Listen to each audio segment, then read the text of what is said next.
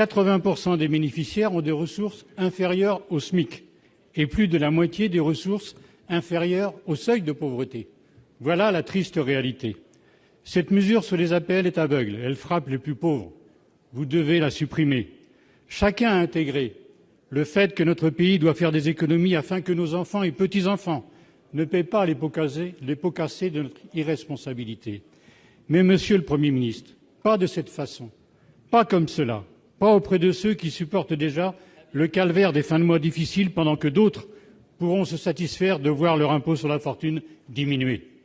Qui plus est, il y a dans ce projet une petite musique fort déplaisante qui consiste à montrer du doigt celles et ceux qui, dès lors qu'ils touchent les aides sociales, seraient considérés comme des assistés, voire même des fraudeurs. Nous vivons, mes chers collègues, curieusement, dans un monde où ceux qui gagnent 20 000 € par mois persuadent ceux qui en gagnent 10 800 que tout va mal à cause de ceux qui vivent avec 535 €. Et ça marche. Eh bien, moi, je vous dis, ça suffit.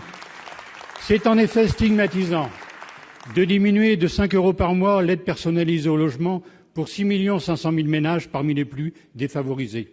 Je vous suggère de prélever 0,07% par an sur le patrimoine des 500 plus grosses fortunes de France, ou encore 12 € par mois sur les 10% des revenus les plus riches, ce qui rapporterait strictement la même somme et serait beaucoup plus équitable. Je vous le demande solennellement, Monsieur le Premier ministre, revenez sur cette mesure, parce qu'elle est injuste, parce qu'elle touche aussi 800 000 jeunes qui ont besoin d'être écoutés, d'être soutenus et non stigmatisés.